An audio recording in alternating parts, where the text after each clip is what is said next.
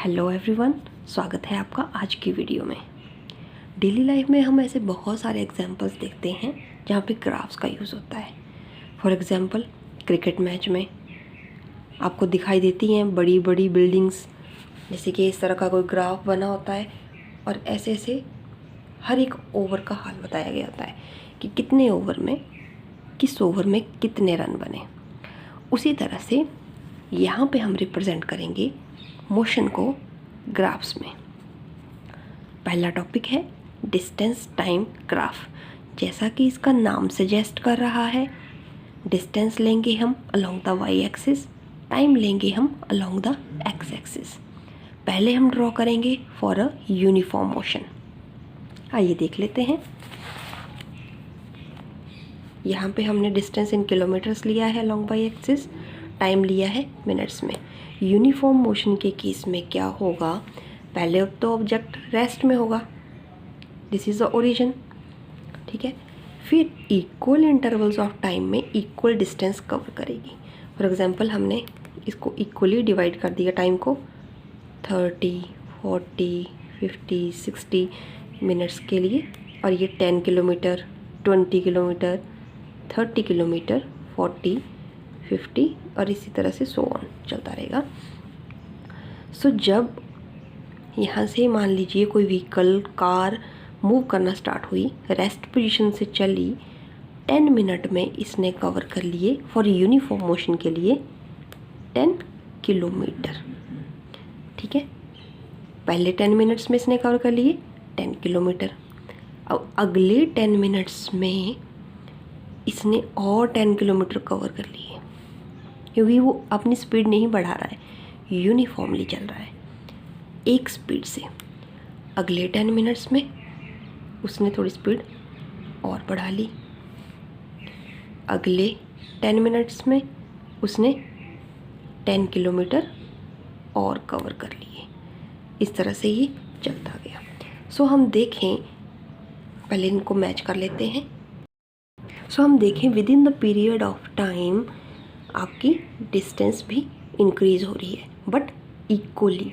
सो variation कैसे आई distance time graph में, this is linear. जैसे जैसे डिस्टेंस उसके साथ साथ कॉरस्पॉन्डिंग इंक्रीज इन टाइम के साथ डिस्टेंस जो है वो धीरे धीरे इंक्रीज कर रही है equally. So this is called linear variation. So distance time graph कैसा होगा, this is a linear, this is a straight line. So we can just say distance traveled is directly proportional to time taken and this graph is a straight line. क्या होगा अगर हमारे पास यहाँ पे कोई दो पॉइंट्स लें हम, जैसे मान लीजिए यहाँ पे ले लेते हैं हम फर्स्ट पॉइंट A और second point, this is second point B। अब जब ऑब्जेक्ट A पॉइंट से B पॉइंट तक गया, सो इसकी कॉरस्पॉन्डिंग डिस्टेंस कितनी थी और इसके कॉरस्पॉन्डिंग टाइम कितना था, ये हम मिला लेंगे एक्स एक्सिस और वाई एक्सिस को। उसी तरह से फॉर पॉइंट बी डिस्टेंस क्या थी और टाइम क्या था। अब अलोंग द एक्स एक्सिस को पैरेलल लाइन को हम आगे मीट करें तो ये दोनों लाइंस आपस में मिलती हैं सी पॉइंट पे। तो जब ये जो एरिया है ये हमें क्या सजेस्ट करेगा, देखिए ए से सी, ए सी पॉइंट आपको टाइम बताएंगे, ठीक है। This is the time interval T2 and this is the time interval T1। इतना पोर्शन आपको बताएगा टाइम, और B से C पोर्शन इसके कॉरस्पॉन्डिंग आपको पता चलेगी डिस्टेंस। यहाँ से आपको पता चलेगी डिस्टेंस और यहाँ से आपको पता चलेगा टाइम।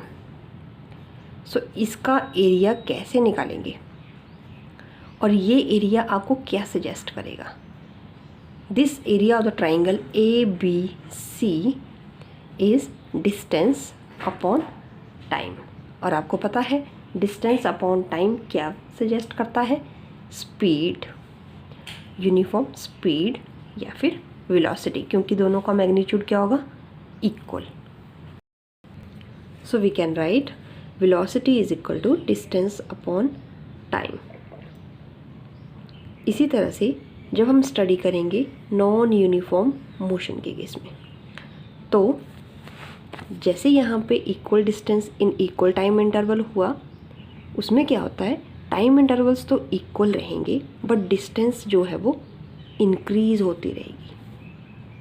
ठीक है, इसका ग्राफ कुछ इस तरह से होगा। जैसे इन्होंने एक डेली लाइफ से एग्जांपल लिया है, टाइम के साथ साथ डिस्टेंस किसी ऑब्जेक्ट की रिकॉर्ड की गई है। पहले ऑब्जेक्ट रेस्ट में था, धीरे धीरे इसने अपनी स्पीड को बढ़ाना शुरू किया। जैसे जैसे इंक्रीज़ हुई, फर्स्ट 2 सेकंड में इसकी लगभग 2 मीटर ही स्पीड थी। जब नेक्स्ट 2 सेकंड आए तो इसने थोड़ा सा इंक्रीज़ कर लिया, नेक्स्ट 2 सेकंड्स के लिए और ज़्यादा इंक्रीज़ हुआ। इस तरह से इंक्रीज़ होते होते इसका ग्राफ कुछ इस तरह से दिखेगा, जिसे हम बोलेंगे डिस्टेंस टाइम के साथ वेरी कैसे कर रहा है, नॉन लीनियरली। लीनियर का मतलब है स्ट्रेट लाइन और नॉन लीनियर का मतलब है कि कुछ इंक्रीज, एकदम से इंक्रीज हो जाना। So distance is varying with time non linearly in case of non uniform motion. Next है velocity time graph for uniform motion. Uniform motion मतलब जैसे जैसे ऑब्जेक्ट चल रहा है उसने अपनी स्पीड बढ़ाई नहीं। अब स्पीड बढ़ाई नहीं तो ये इंक्रीज नहीं होगा। जैसे यहाँ पे हम मान लेते हैं टाइम 1 2 3 4, टाइम पीरियड को इंक्रीज कर दिया आर में। जब 1 घंटा हुआ, ऑब्जेक्ट ने अपनी स्पीड स्टार्ट की 30 किलोमीटर पर आवर से 1 घंटे पे। अगले नेक्स्ट आर पे भी इसकी स्पीड इसने अपनी बढ़ाई नहीं। इसका मोशन कैसा है, uniform. So there is no change in its velocity. तो वेलोसिटी सेकेंड आर में भी कितनी रहेगी, 30 kilometre per our. Third are हो जाएगा तब भी कितनी रहेगी, 30 kilometre per hour. So velocity time graph for uniform motion will be a straight line. आप देख सकते हैं कि इसकी हाइट जो है वो बिल्कुल चेंज नहीं हुई। क्यों? क्योंकि ये 30 की स्पीड से चल रहा था, तो थर्ड आर के एंड तक भी इसकी स्पीड कितनी रही, 30 किलोमीटर पर आवर। आपको पता है जब हम वेलोसिटी की बात करते हैं, वेलोसिटी होती है, जैसे मान लीजिए इसकी यूनिट्स है किलोमीटर पर आवर। सो किलोमीटर किसकी यूनिट है, डिस्टेंस की, ठीक है, और आर किसकी यूनिट है, टाइम की। So velocity is a distance upon time. और इस ग्राफ में आपको एक तरफ क्या दिया है, वेलोसिटी दिया है, और एक तरफ टाइम दिया है।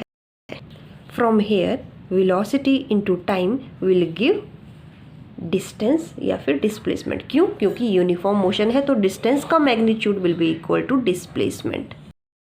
सो we can write from this graph, अगर हम 2 पॉइंट्स लें ए और बी और उसके अंडर हम एरिया फाइंड आउट करने की कोशिश करें, that is velocity, A point के कॉरस्पॉन्डिंग वेलोसिटी और टाइम, तो हमें क्या सजेस्ट करेगा, डिस्प्लेसमेंट। यहाँ वेलोसिटी जो है वो सेम है 30 kilometre per hour. So A C will be 30। A point के कॉरस्पॉन्डिंग वेलोसिटी कितनी हो जाएगी, 30 किलोमीटर पर आवर। और टाइम क्या है, time is t2 minus t1, that is 1 hour आप लिख सकते हैं। सो डिस्टेंस कितनी मूव की, डिस्टेंस आप निकालेंगे, distance s is product of the velocity ac into product of the time, इसको मान लेते हैं हम point D into CD। So velocity time graph क्या सजेस्ट करेगा आपको, डिस्प्लेसमेंट। यहाँ पे यूनिफॉर्म मोशन है, so distance will be equal to displacement. So displacement is equal to AC multiply by CD।